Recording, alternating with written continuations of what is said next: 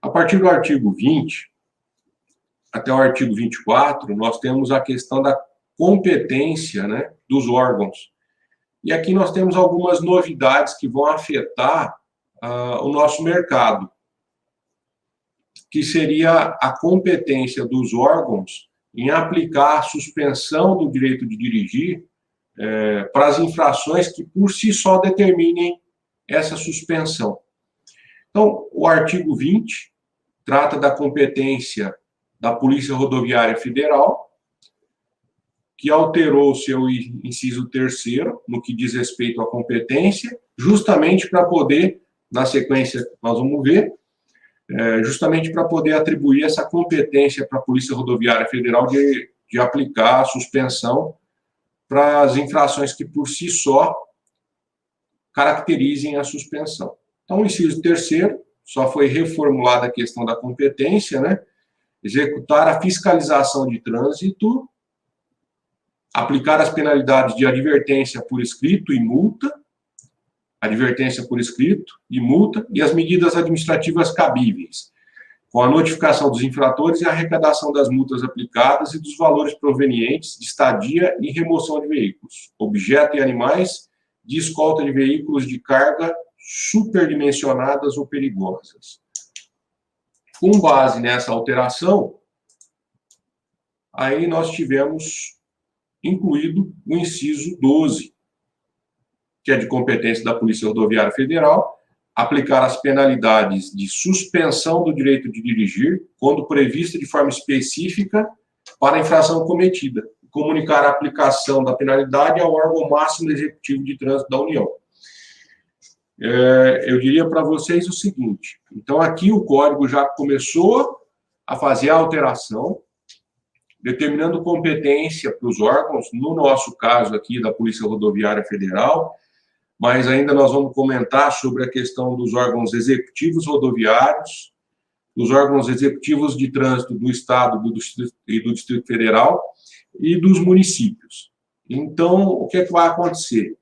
Excluindo o órgão executivo do Estado e do Distrito Federal, DETRAN ou CONTRANDIF, aí, excluindo os DETRANs do Brasil, que já tinham essa função de aplicar suspensão, tanto para quem tinha somatória de pontos, quanto para quem praticava uma única infração que determinava a suspensão, excluindo, aqui nós temos a alteração de competência para os órgãos, para que eles possam aplicar a suspensão também naquelas infrações que são de sua competência e que determinam a suspensão por si só.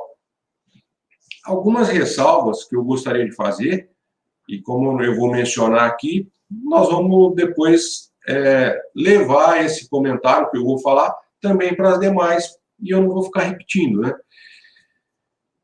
Vai gerar uma certa complicação, penso eu. O órgão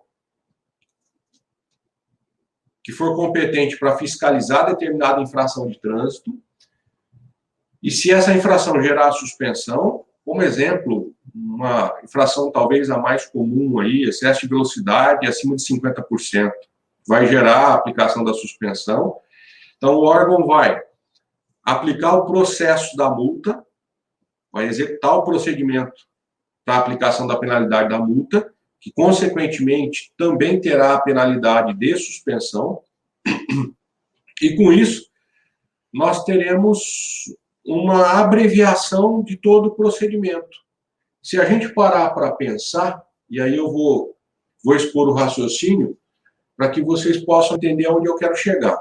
Primeiro, eu acredito que vai tumultuar. O órgão vai aplicar a penalidade de multa, a penalidade de suspensão e notificar o órgão executivo de trânsito da União. Eu acho que vai gerar um certo problema para todos os profissionais.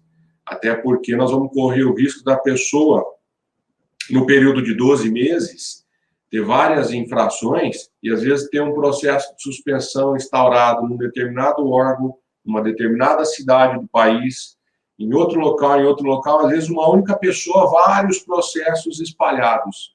Vai ficar um tanto quanto complicado de administrar essa situação no que tange a direito de ampla defesa e contraditório. vai gerar tumulto no nosso mercado e, principalmente, a dificuldade, eu não diria nem se trabalhar, mas vai gerar uma dificuldade de você conseguir com que as normas, as penalidades sejam aplicadas da melhor forma possível. Padilha, mas isso vai tumultuar a nossa área? Eu acho que vai tumultuar para o condutor. Para o advogado, talvez essa complexidade toda, todo esse celeuma que vai gerar, toda essa questão, para o advogado vai ser interessante. Por quê? Porque as pessoas com menos conhecimento, desprovidas desse conhecimento técnico de direito, né, elas vão sentir dificuldade em atuar nesse mercado. Um exemplo, aquele profissional que, de repente, faz essa parte administrativa sem nenhum conhecimento. Ele vai ficar um pouco vendido com a situação. Enquanto isso, o condutor, por outro aspecto, ele vai ter que procurar um profissional mais qualificado, porque a situação vai exigir isso.